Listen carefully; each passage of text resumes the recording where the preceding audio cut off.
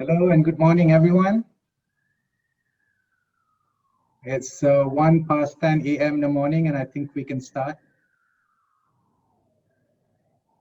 First of all, I'd like to wish good morning, good afternoon, good evening, wherever you are, to all our distinguished guests, ladies and gentlemen. Welcome to the inaugural forum of the Foreign Policy Speaker Series, organized by the Institute of Strategic and International Studies, ISIS, Malaysia, in collaboration with the Embassy of the United States of America in Kuala Lumpur.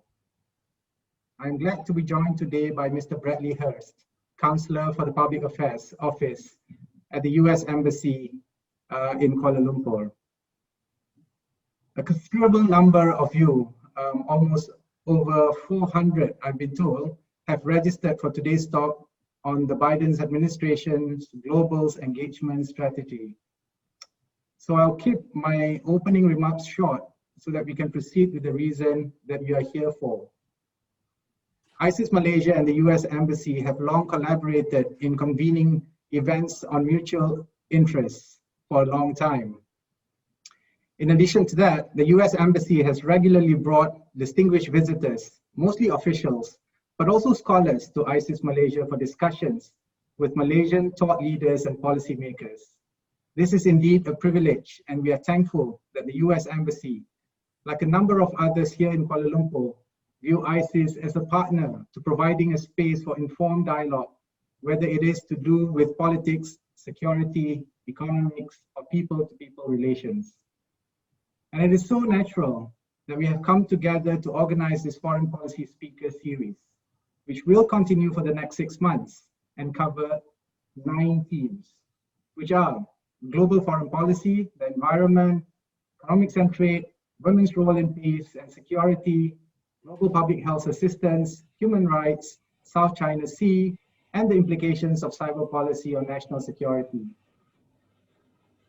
With the support of the US Embassy, ISIS Malaysia hopes to attract a stellar lineup of speakers so that we can have informed conversations about the big themes of the day while exploring how they overlap with a relationship of consequence, the Malaysia-US relations.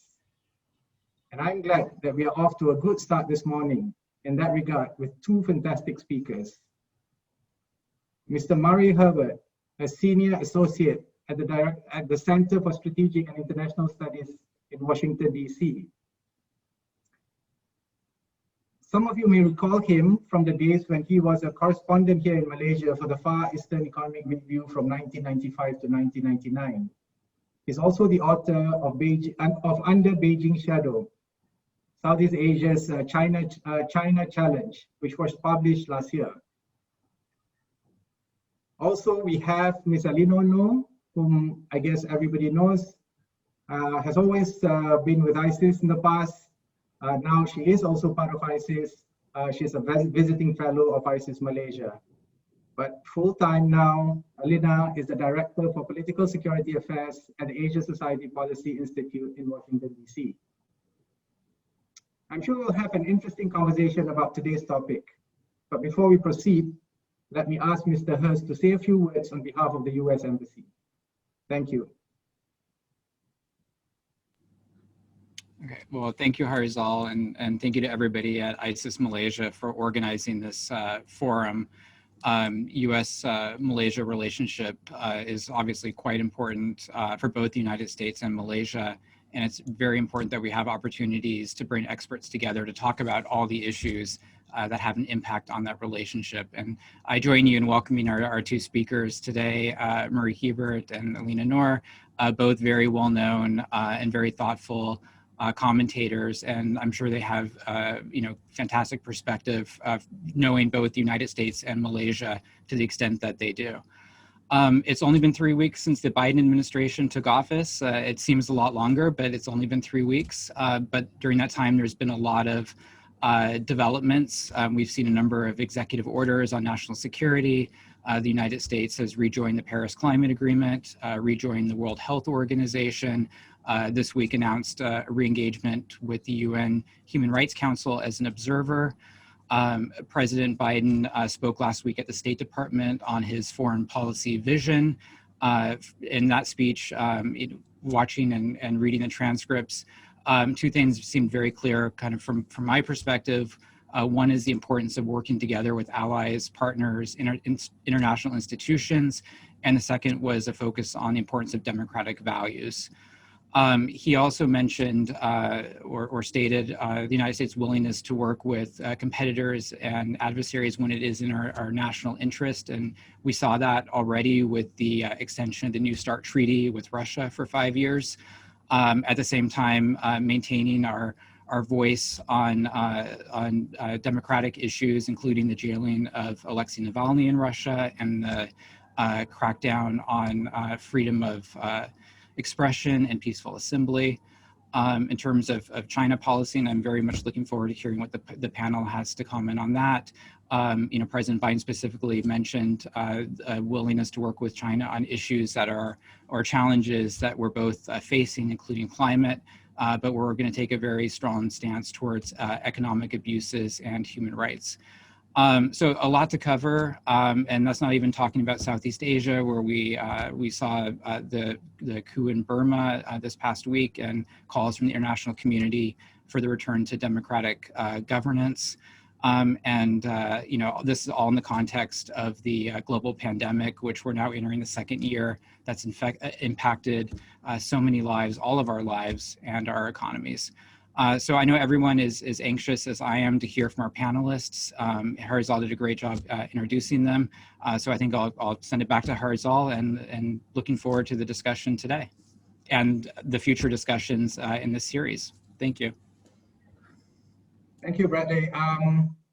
So to start the session, I'll invite Murray to start, and we'll have 10 minutes, and I'll just go through some of the housekeeping. We'll have 10 minutes for each speakers. And then after that, we're going to open the floor. So you have two options. Number one is you can always raise your hand, but you can also post your questions online. And I have my colleague, Ms. Isa, who's going to help co-moderate and bring up your questions as well. So without further ado, Mr. Murray, thank you. Great. Yeah, great. Thanks, Herizal, and thanks also to Bradley Hurst and the U.S. Embassy, and obviously to ICES for organizing this. One approaches this kind of a topic, as Mr. Hurst said, the administration's only been in the saddle for 3 weeks, so it's a little hard to know exactly what all they're going to do. Certainly, the tone has already changed in Washington and globally. So what I will do is give a summary of some key issues that the administration has already talked about. President Biden gave a speech on February 4th, in which he gave a sense of what the U.S. role was going to be in the world. He used the slogan, "America is back, diplomacy is back at the center of our foreign policy." The president talked about the need to repair alliances, engage with the world, and to confront advancing or authoritarianism from China and Russia. And some examples he mentioned in that speech were coordination with allies and partners on the Myanmar coup, renewing the START nuclear talks with Russia, rejoining Paris Climate Accord, re-engaging the World Health Organization, elevating the focus on cybersecurity, those kinds of things, which are distinctly different than what we had heard earlier in the previous administration. Jake Sullivan, who is the National Security Council, is a National Security Council counselor. He in the White House. He also gave a talk earlier in January, talking about the key pillars of the Biden foreign policy. He talked about the importance of domestic renewal, and that's a theme that we're hearing quite a bit about. That the need for America to rebuild it, to help recover from the pandemic, help heal the economy. We also need to probably heal some of our racial tensions that have emerged during the past year. And so those are some of the things they refer to with domestic renewal. They talked a lot of, Mr. Sullivan also talked about investing in allies, I already mentioned engaging with international institutions on climate and trade. He talked about continuity also with China competition. It's a new a break, I think, from the past a couple of administrations that started under President Trump, where there's going to be much more strategic competition challenging China and when it's violating global economic rules, violating human rights, etc. Mr. Sullivan also talked on building on the Abraham Accords in the Middle East, talked about engaging Iran on its nuclear program, and investing again in institutions, something that the previous administration had let slide. On trade and investment, there's also a pretty significant change underway, although the new USTR, Catherine Tai, has not yet been confirmed, but she gave a speech to the National Foreign Trade Council in January in which she outlined that the President Biden will advance a worker-centered trade policy, which means rebalancing policy toward workers versus more corporate interests. Some of the priorities that she talked about is managing the China relationship, and she has quite a bit of experience having worked on this under President Obama and then also in Congress, where she worked on the Ways and Means Committee as a senior staff person. Also talked about enforcing the US-Mexico-Canada agreement, the new NAFTA that's been worked out last year, and then pursuing worker-friendly trade agreements. Probably one of the Sherpa, I guess, in some ways of Asia policy is going to be Kurt Campbell. As you know, he's a senior advisor on the Indo-Pacific in the National Security Council. He talked about working very closely with allies, both in Asia and Europe. He talked about institution building. I think you're starting to see some themes develop here, and finding ways to engage with China, establishing new mechanisms. The old ones seem to not have worked very well, and cooperating on smaller things, finding ways to cooperate on things like the pandemic, vaccine distribution, and those kinds of things. I think one thing that has happened over the since just before President Trump became president, during the 2016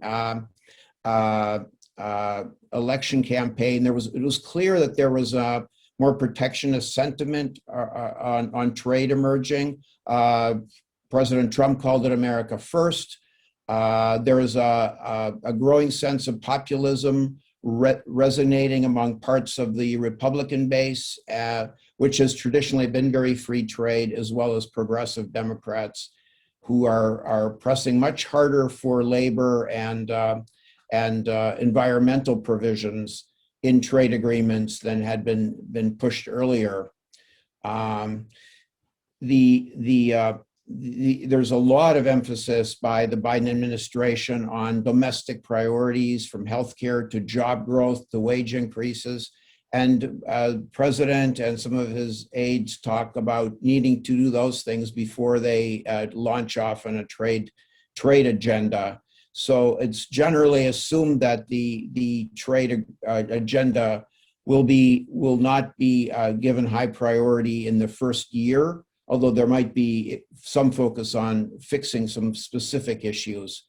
They're instead of working on big trade deals, it's more likely now that there'll be smaller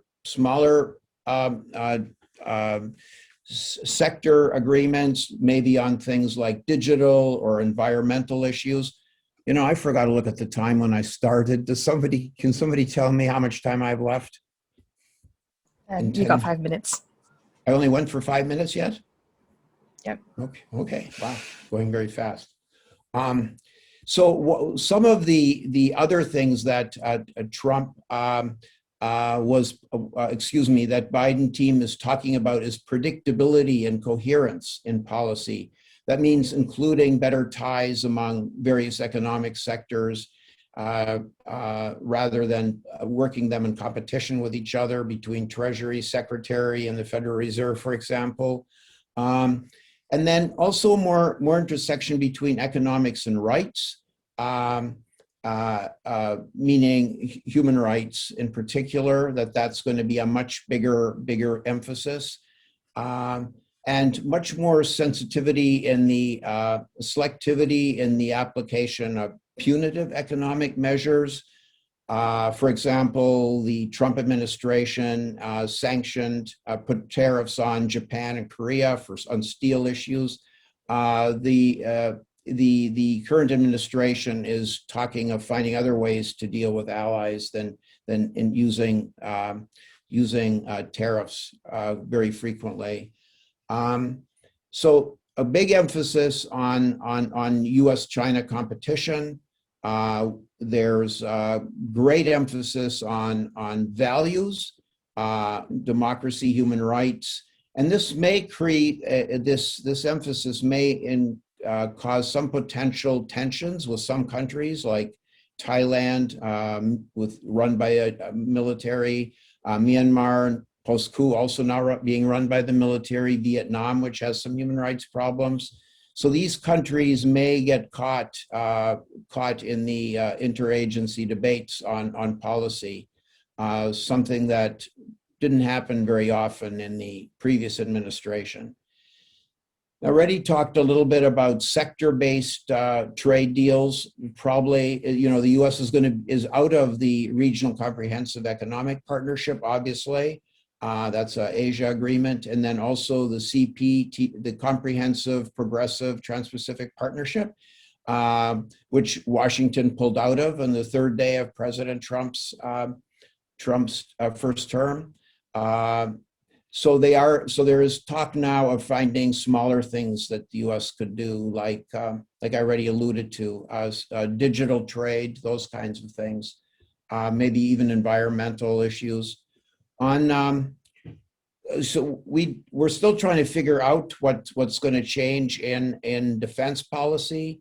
There's probably going to be a rising progressive influence, which especially in the Democratic Party, which will push, which is very wary of using force, and will push for U.S. playing less of an activist role in the international scene, pulling out of Afghanistan, something that President Trump already started, and spending less on weapons rather than on the economy and people's health and those kinds of things. We'll see where that goes. That debate is still just beginning. Let's see, I'm getting close to the end. A lot of emphasis on using the whole of government approach rather than just single entities. Yeah, one thing, Biden himself, as long as he was long time as chairman of the Senate Foreign Relations Committee, he's going to advocate for smaller military deployments for sure. It'll be interesting to see what he decides about Afghanistan. And we've already seen that Biden, who's certainly a longtime moderate on nuclear weapons, so he's talking now of possibly talking to Iran about a nuclear deal if Iran agrees to go back to the status quo during the when the agreement was arranged earlier, and then also starting to resuming the START talks with the Russians. So with that, I'm going to stop and turn it over to Elena. Thank you very much. That's a very good big overview about the U.S. and I guess globally, as well as the region. We're gonna get into a little bit more maybe U.S. Malaysia, U.S. ASEAN with Elena.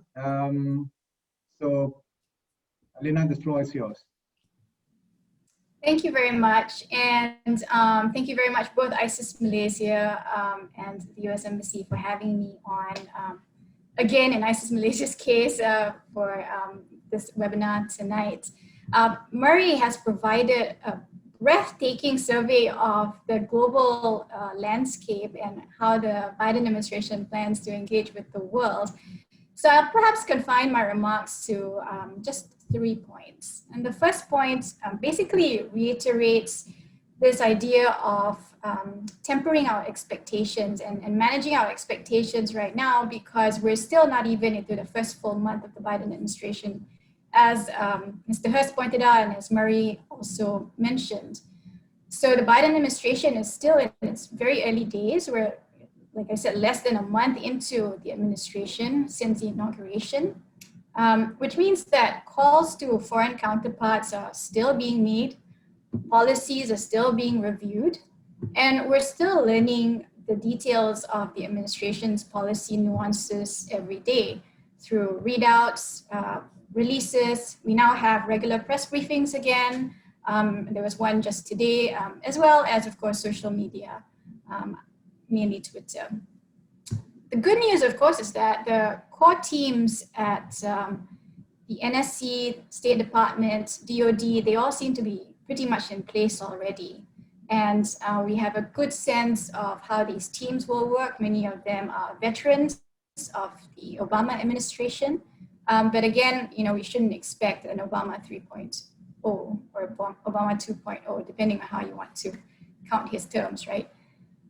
Second point, on democracy and human rights.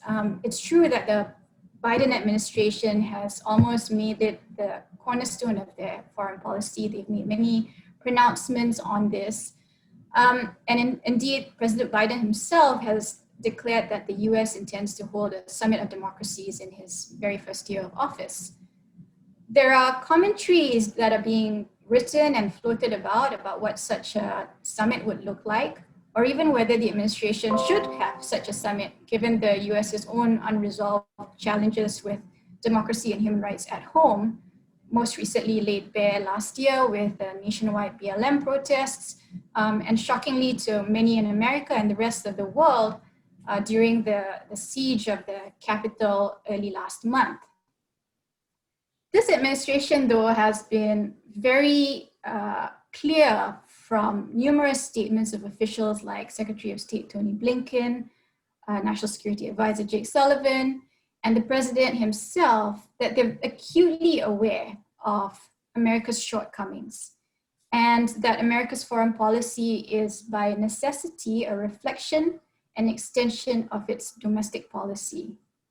And so in order to get things right abroad, to project credibility and earn leadership and respect, I believe President Biden himself used the word to earn leadership, America must get it right at home. It explains, for example, why Lloyd Austin, in one of his first actions as Secretary of Defense, ordered a one-day stand down DOD-wide to address the problem of extremism within the ranks of the Department of Defense. So there's a very strong consonance between domestic and foreign policies under this administration, which we perhaps haven't seen with previous administrations.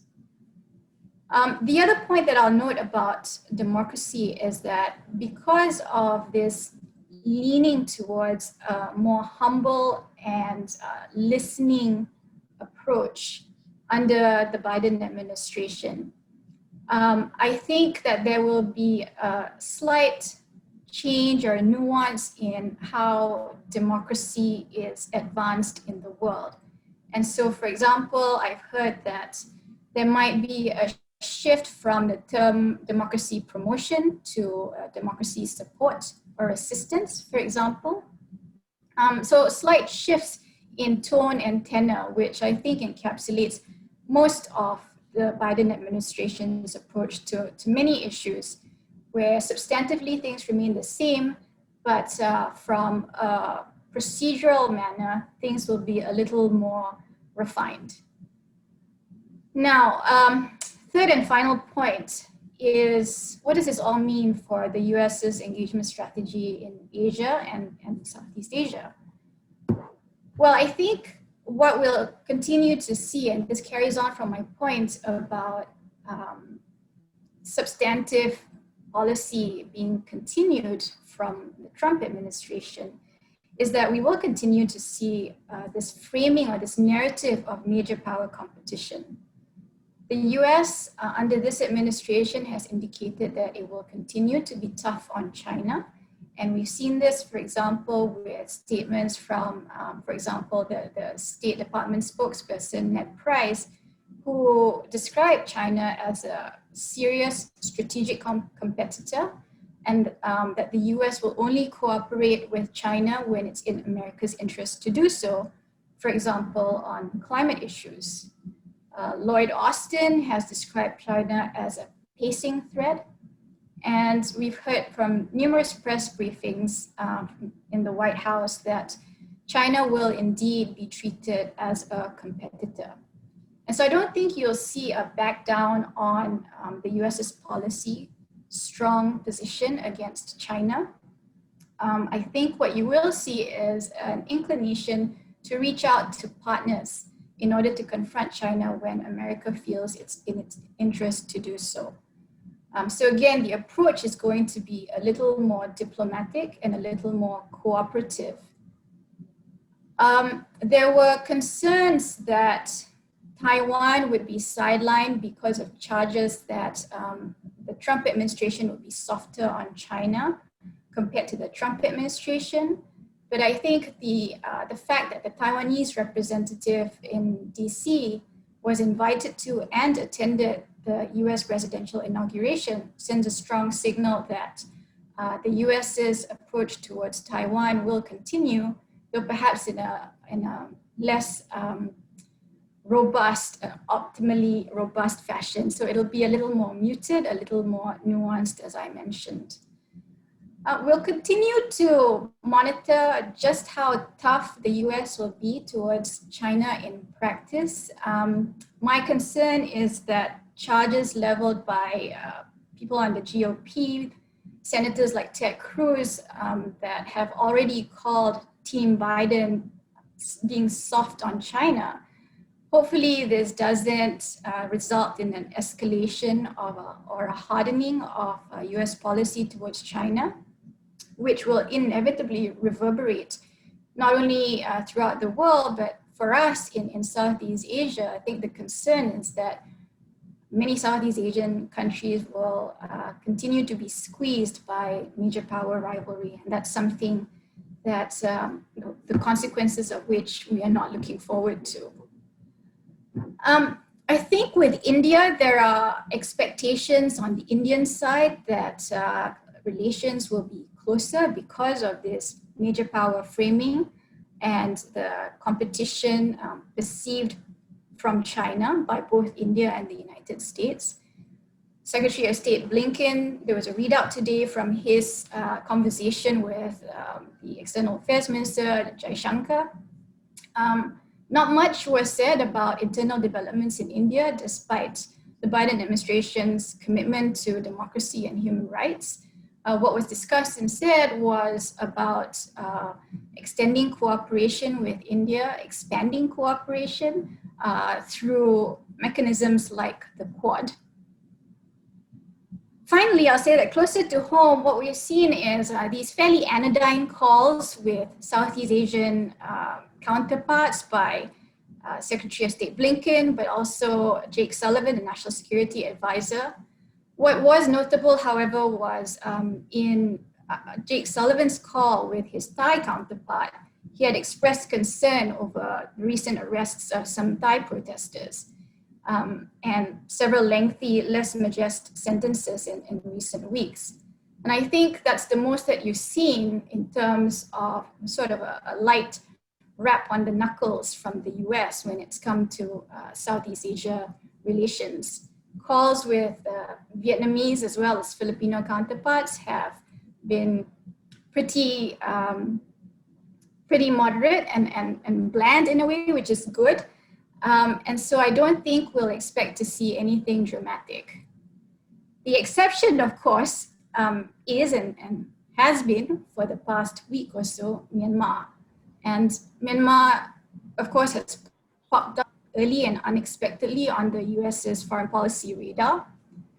And what we've seen so far is that the US is reconsidering what it calls its foreign assistance programs.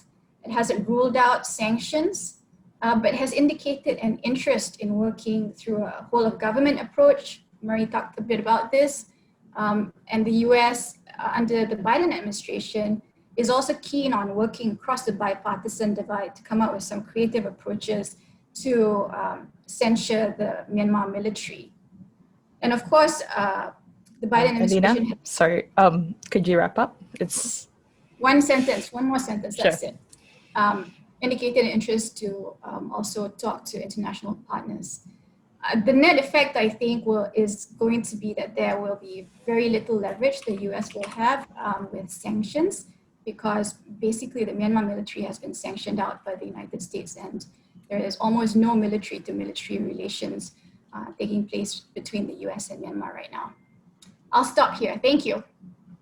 Thank you very much, Elena. I'm so glad to have Isa reminding about the time, because I will probably be the worst in terms of that.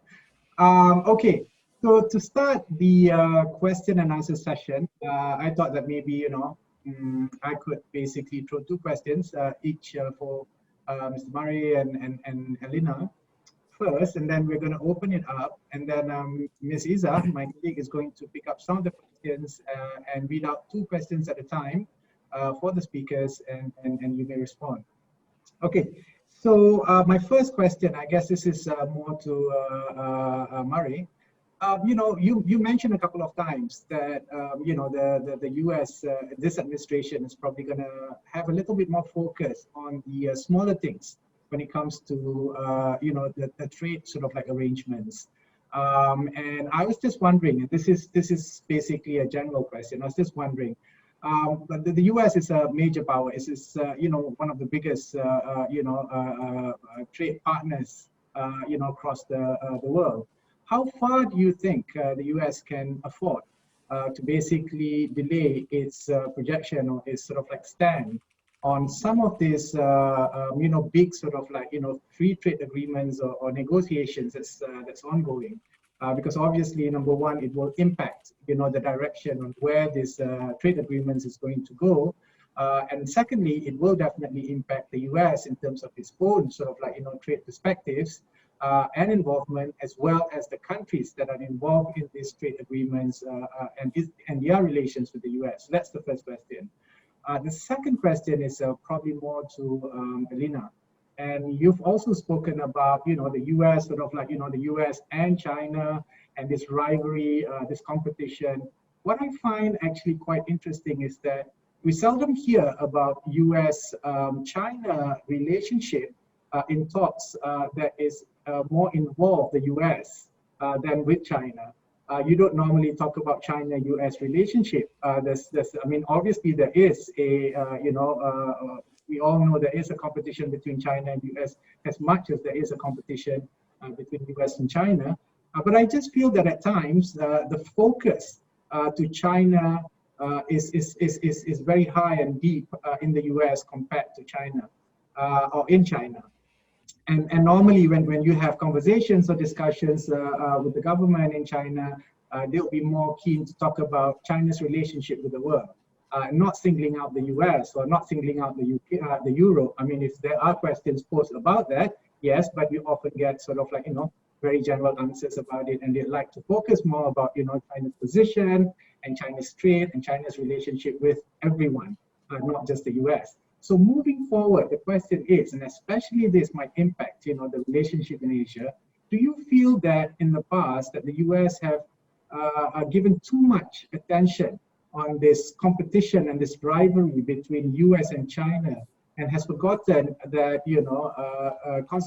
consecutively, there are other sort of like, important relationships with either other countries, especially in Southeast Asia, as well as, ASEAN, for instance, as a grouping. So those are two big questions, and maybe you can address those questions before we go to the question and answers. Thank you. Okay, so yes, thank you for the question about how the US can engage in piecemeal or small fashion when it's got so many big economic issues on its plate. I think one thing the U.S. feels very much is that its engagement, and I'm going to talk about Southeast Asia here, that its engagement with Southeast Asia at a security level, at a political level, is outstripping by far its role economically. If you look, U.S. is still the biggest investor, a bigger investor than China in Southeast Asia, despite the Belt and Road Initiative. But China is a far bigger trader. In 2019, which China's trade with Southeast Asia was somewhere in the order of $600 billion, and the US was only $300 billion, only half. So the US is exploring ways that it could engage.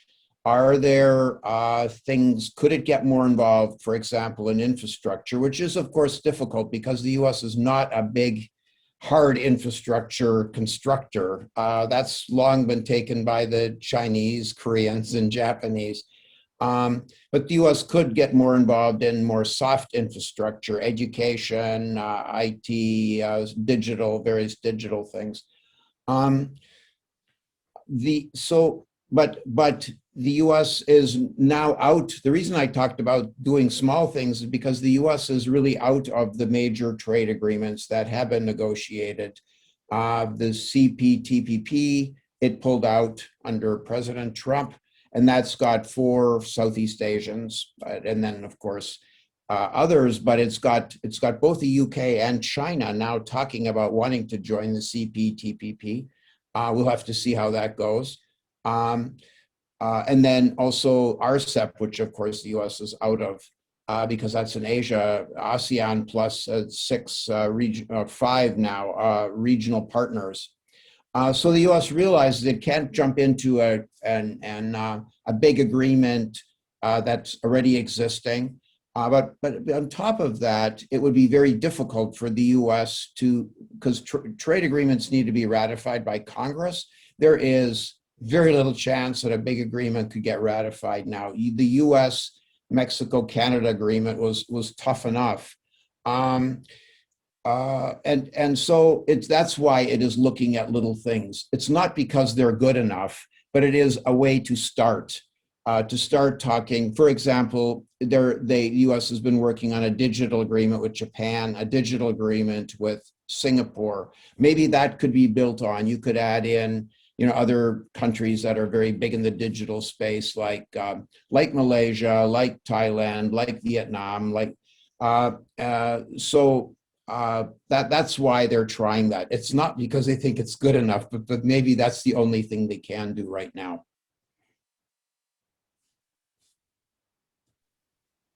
Thank you. And Elena?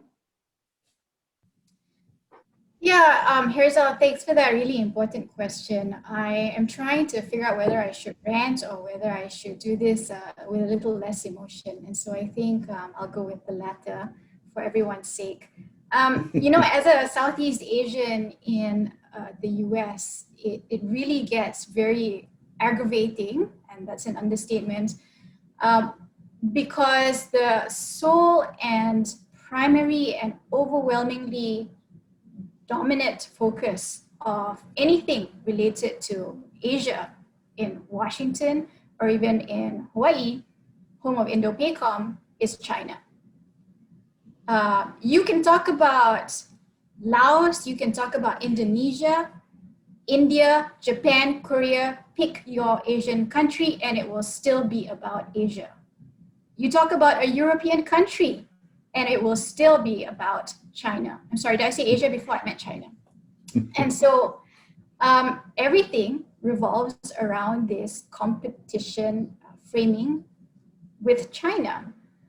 And I think probably the most, a simplistic explanation is that the US has enjoyed unparalleled supremacy for about 70 years. Not even during the Cold War was there any near-peer competitor, as China has been frequently described by DOD. And so the US has enjoyed this dominant position in the world for so long that suddenly along comes China, and it is proving to be quite the economic force that has basically knocked the wind out of the US. And so I think the US has woken up and decided that it needs to buck up.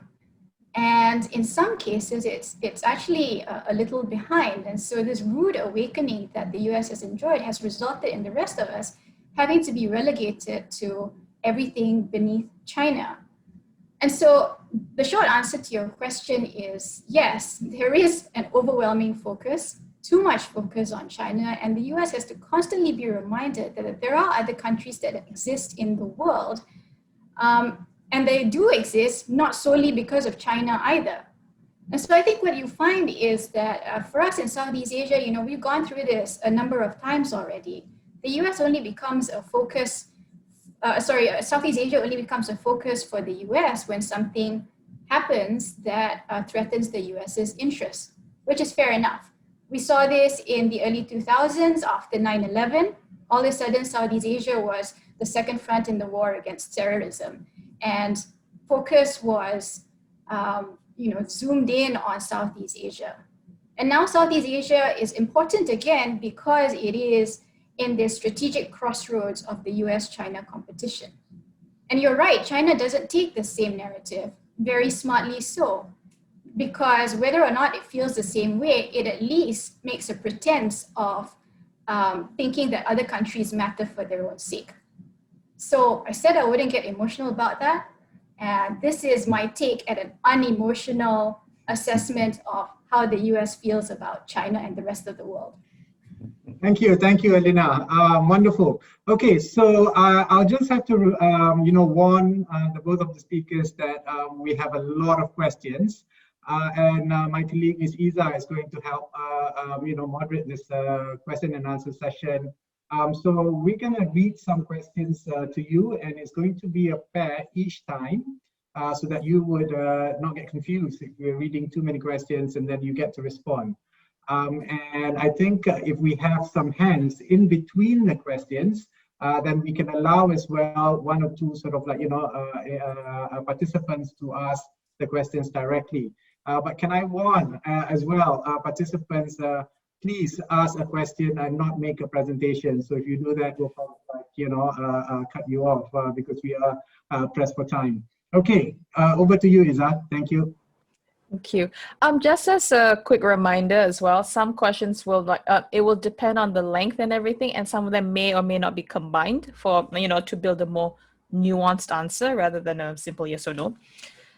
We got the first one. I guess we're going to start debating on languages at this point. Ganesh has asked, is there a difference between the language on the free and open Indo-Pacific and the recent the Biden equivalent of the secure and prosperous Indo-Pacific? And a second one from Yusran is asking to the speakers, do you agree that Asia is approaching another Cold War-like era with the rivalry between US and China? And what would be the implications for relations between the US, ASEAN, and perhaps Malaysia? If anyone's free to answer. So those are the two questions? Yep. Okay. Elena, you want to take the first crack? You can go ahead if you'd like. Well, yeah. So I'll start with the second one. Is Asia approaching a Cold War between the U.S. and China? I'm not sure it is. Cold War, certainly not the kind that the U.S. had with the Soviet Union. With the Soviets, there was very minimal trade, and it was pretty much a hard military to military battle. With China, it is so multifaceted. And in fact, even while they're competing on issues in the economy, for example, in the South China Sea, criticizing each other for various behaviors, it is there are still areas in which they can cooperate and do on an everyday basis. And so it is not it's very difficult to think of it as a Cold War when it can't be a zero-sum military game. When the U.S. is interesting during the COVID, when in the U.S., which we're still in the middle of, despite the fact that the Trump administration put tariffs on over $300 billion worth of Chinese exports, the trade gap between the US and China still continued. We needed to rely on them, ironically enough, even though we called the virus, the Wuhan virus or whatever, we were still relying on China for masks, for the PEE, the plastic masks that people, particularly in medicine, wear. But I do think that it could become difficult. ASEAN could, if the battle between China and the US becomes tough enough in the economic space, we could eventually, where the US, as we now see, is cutting off various telecoms companies, Huawei, ZTE, where the US is trying to cut semiconductors to China. This could eventually force, and at a time when the US is banning Huawei, almost all the countries in Southeast Asia, except for Vietnam and to some extent Singapore, are using Huawei technology to develop 5G. It could be that we will end up bifurcating the digital space and force countries to choose, and it could even force countries to choose both systems and both digital systems, and that would be very unfortunate. But it's certainly a battle, but it's not a Cold War in the traditional sense. So in the interest of time, I agree with what Marie said. Let me try to tackle that first question. I think it's not a question of either or. I think there was some debate about whether secure and prosperous would replace free and open, and what that would mean in terms of signaling by the US towards Japan, because Japan has obviously also used the term free and open Indo-Pacific, as has Australia. But in fact, I think if you trace the rhetoric and statements made even during the Trump administration, former Secretary of State Mike Pompeo has also used the term secure and prosperous to his Japanese counterparts. Japan itself has made references to a secure and prosperous Indo-Pacific. So I think the focus is not so much on terminology right now as the Biden administration consolidates its policy. I think there is a sort of a waiting period right now to see whether there will be a replacement of the FOIP terminology to something else, with something else, or whether we'll just see sort of these fluctuations of different terms depending on which country the US addresses. Right, I think we'll try to move on because we have quite a large number of them. There's a few questions addressing the situation of Myanmar, specifically on like what is the sort of action that the administration might have, and what sort of policies that might direct their future interactions. I think we can. Elena, would you like to answer this one? I already touched on this in my remarks. I want to give the opportunity to Maria. I don't have anything else to add beyond what I've already said. Sure. Well, yeah, I don't have many. I don't have differences with what Elena said. The administration is considering it. Once it was called, once the U.S. administration called it a coup, it has to invest. It has to make some decisions about its foreign aid program, which I think in the last decade or so has been about 125 million, or I don't remember the exact amount, but over 100 million. Much of it in capacity building. Some food aid and those kinds of things, and even COVID aid in recent months.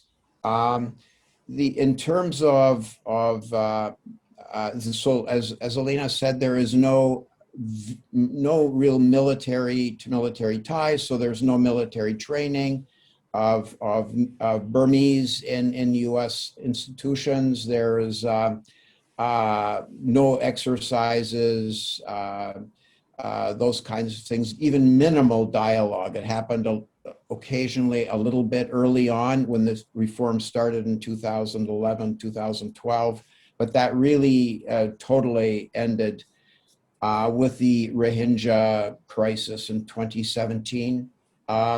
And as Elena said, you know, so a lot of the top generals are already under sanction. I think one gap where the U.S. could ding Myanmar yet without hurting the population necessarily as much is through sanctioning military companies. There's some very big multifaceted military companies that the military uses to fund its own operations. Some of those could be sanctioned.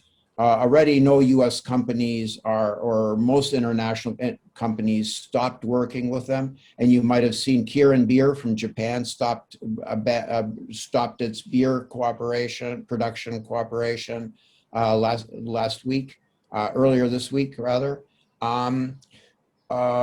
So US is thinking about it, but they don't know what to do. Yeah. And they realize that sanctioning them alone, if ASEAN doesn't go along with it, Japan, Korea, and the EU don't go along with it, and the EU might, but nobody in Asia will go along. Then that's pretty much it's a very weak action. All right. Thank you. I think now we're going to be exploring more into economics at this point. You know, there is that question that everyone's been asking, that some people still want to ask. Do you think the US would actually rejoin the TPPA, Murray? And hold on. Oh, and sorry, I forgot the second question. I think whoever is probably more comfortable with answering this. This is regarding the Trump campaign, the infamous Make America Great Again. Reza asked, what is President Biden's, sorry, hold on, let me reread this. What is President Biden's plan in reviving the domestic economy while increasing world engagement with the world concerning more trade? Should I talk first about CPTPP?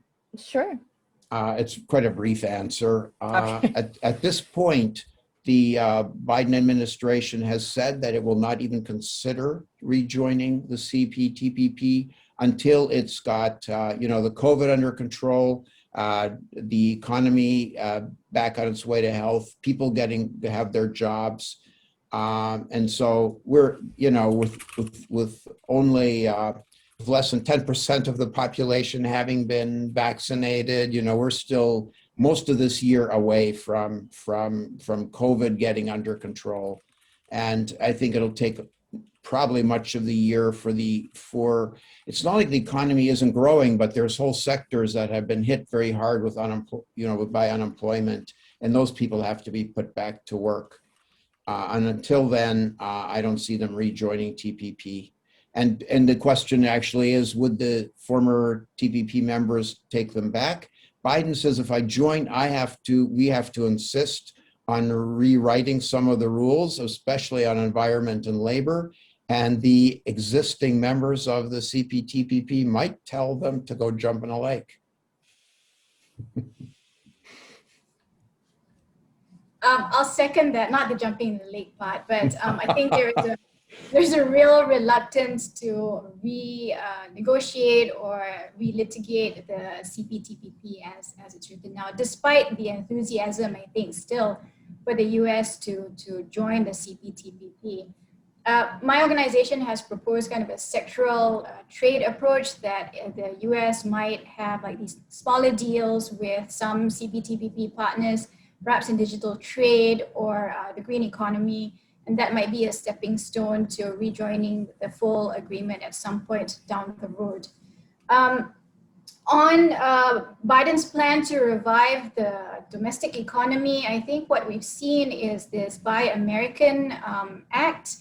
And to be honest, I haven't gone through it with a fine-tooth comb, but I understand that it will affect businesses that have arrangements with the US federal government. So there might be supply chain impacts and implications, especially if these businesses rely on some of their logistics, supply chain logistics or parts from countries outside of the US. So I think it might have some reverberating effects. I just cannot say how much because I'm not that intimately familiar with it. Thank you. Let's see. There's a question probably for, let me see. I'm not sure who would probably be eager, in a better space to answer this. There's a question regarding the Palestine and Israel deal, and how will the Biden administration handle that, especially considering now the ICJ has decided that it has jurisdiction on the matter.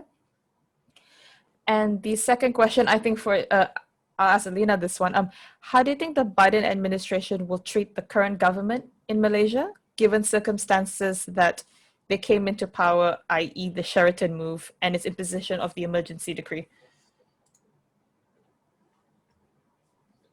I don't know on the first one, Elena, on Palestine, Israel. I feel like I shouldn't answer it. I'm only follow those issues in the newspaper. I'm not enough of an expert. That's, you know, you need to be quite a Middle East expert. I think, you know, they did talk about continuing with the Abraham Agreement where, you know, there's various countries that are normalizing relations with each other. But the Palestinians, as far as I can see, are basically still locked out of any of this. And that I don't think the Biden administration would find that to be a good long-term solution. But that I can't say more than that. Elena, are you an expert? No, I have no means would call myself an expert. I try to stay away from Israeli-Palestinian issues. It's far too complicated. But I have seen a statement released, I believe it was from the White House, where the US has quibbled with the ICJ's jurisdiction over the Palestinian case. Is it the ICC or the ICJ? ICJ, I think, according to, let me check. But basically, there is an argument that there is jurisdiction because Palestine is, the US does not recognize Palestine as a state. And I think it was the ICC, if I'm not mistaken. So regardless, the argument is that because Palestine is not recognized by the US as a state, a full member state, the court cannot have jurisdiction in hearing its case. On Malaysia, I think honestly, both governments, the US and the Malaysian governments, are too preoccupied with domestic affairs to be concerned with how one will react or how the US actually will comment or critique how the current Malaysian government has come into power. I expect for there to be cordial phone calls between the officials for the moment, and anything more I expect will be discussed behind closed doors at a later time. Both countries are overwhelmed right now with the pandemic and with getting the economy back up and running again, so I don't expect there to be much drama on that front for now. All right, thank you. The next couple of questions are, Muhammad Isa asked, amidst the COVID-19 pandemic, what do the panelists think about the vaccine diplomacy with the Biden administration to in order to ensure the containment of COVID and at the same time strengthening the local economy and global economic prosperity? And the second question would be about the Iran nuclear deal. And this anonymous attendee asked that because Iran has not kept their promise, how does rejoining this Iran deal help on the long run?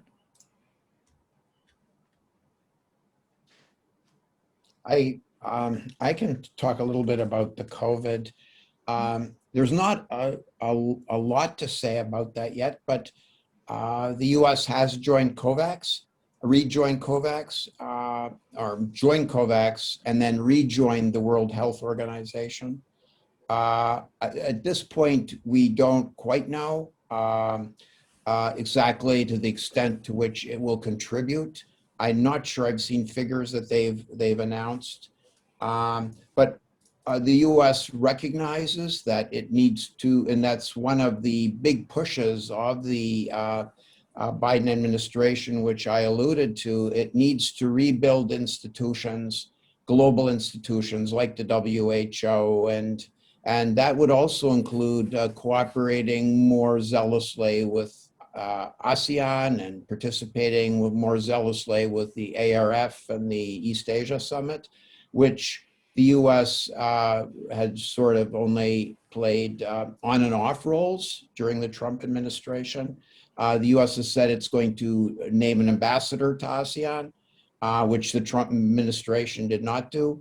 But I sidetracked a little bit. So the US recognizes that it has to play a role in the global vaccine diplomacy and find ways for regions like Latin America and Africa to get some vaccines so that they can also begin to bring the pandemic under control, because it doesn't carry a passport and it moves across borders very readily, as we see. So it knows it has to play a global role.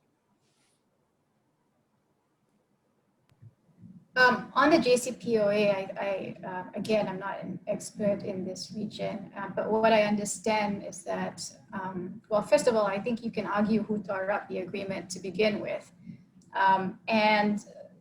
My understanding is that the US, one, will expect for Iran to return to the negotiating table before just returning to the JCPOA.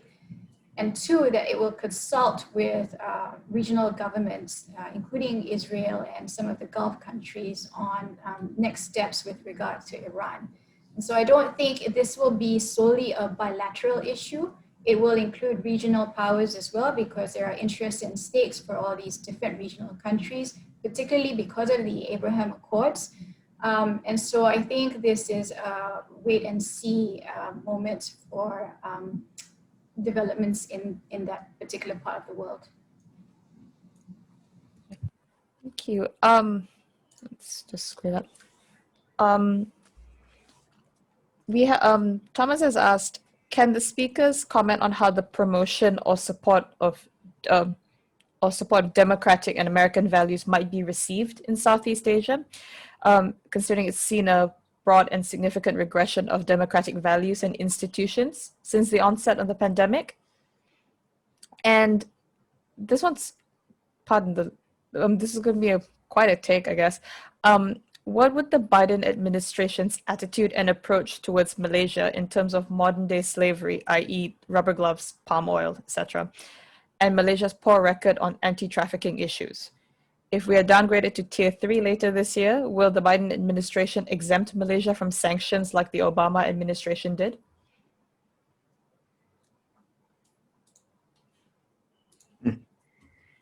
Well, on the first one, and the U.S. and I think Elena referred to this already, that the U.S. realizes that it itself regressed on democracy and human rights issues last year, and particularly, and so it's going to be a little bit humbled by promoting democracy and human rights and those kind of liberal values in globally and in Asia. It's going to, I think, it'll be maybe good if the Biden administration would start by talking about its own what are the US problems, because they have been really pretty horrific this year and shocking to many people, both globally and in America. So I don't see them coming out swinging on this. Elena referred to the the Summit of Democracies. They've talked about having it later this year, but I can't imagine, in light of everything that's going on, that they're going to be able to pull this together and make that a priority. So the U.S. has to approach this with humility, or it'll fall on deaf ears otherwise. Elena, are you good on trafficking and Tier 3 and all this stuff? Personally, I'm not. But I think at this point it's all going to be conjecture, right? There are a lot of factors that are going to be coming into play over the next few months. On democracy and human rights promotion, apart from what I've said and Murray has said, what I'll say is this. I read Thomas's question. I almost want to ask the question, what are these American values being referred to? Because I think in the past, we often took for granted that American values are those of democracy and human rights and this city on a hill, the beacon of democracy and all that. But let's not forget that the United States is very divided, and we saw this really very starkly over the last 4 years. And if you look at the popular vote counts, nearly half the country still voted, or half the voting age population anyway, those who voted, still voted for Trumpism. And so these American values, what do they stand for? And I think this is a legitimate question to ask of the Biden administration right now. Beyond democracy and human rights, what do democracy and human rights really mean? Given all that we've seen in America, but also all that we've seen in the region over the past decades. All the actions and policies that have been taken in the name of democracy, human rights, anti-communism, and all of that. And I think we have a right to question that before we blindly parrot this narrative of democracy, human rights, liberal values, and all of that.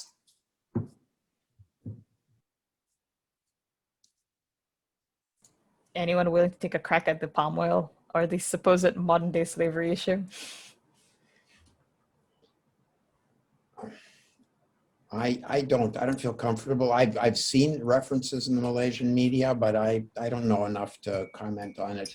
I think on whether you're going to get nailed on for trafficking and whether a country will get, we really need to see the Biden administration develop the Human Rights and Labor Department in the State Department.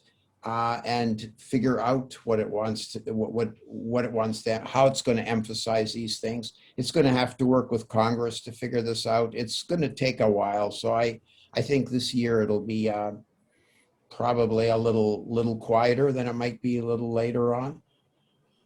All right. Thank you. I think it's a good crack.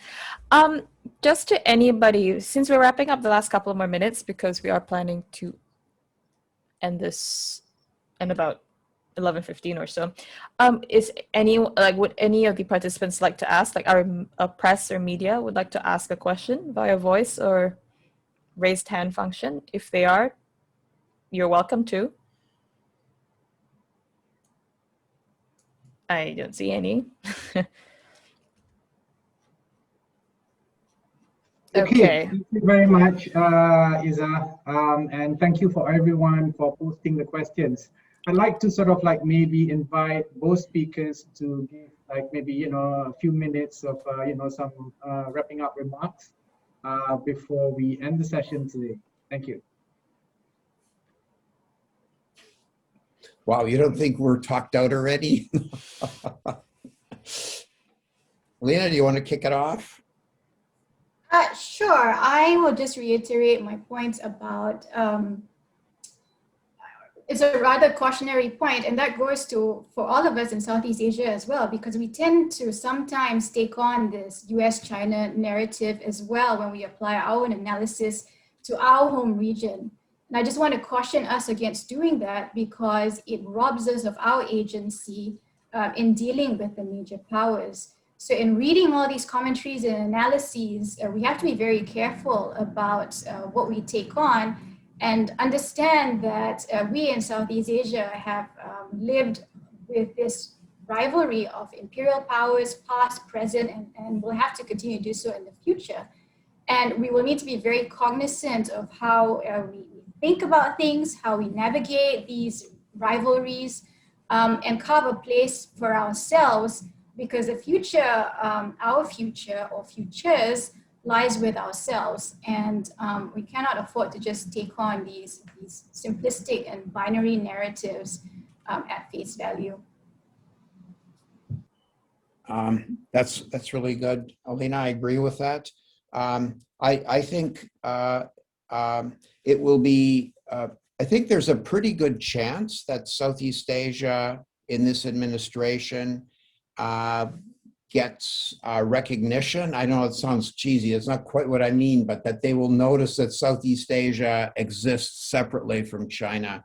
Some of the leadership, people like Kurt Campbell and Jake Sullivan and Secretary Blinken, they have experience, have spent time, have thought about the region, and recognize, I think, at least intellectually, the importance of Southeast Asia separate from China. And so I'm somewhat hopeful that that they will be able to act on that. Of course, in the heat of so many crises overlapping at the same time, sometimes you do just get distracted.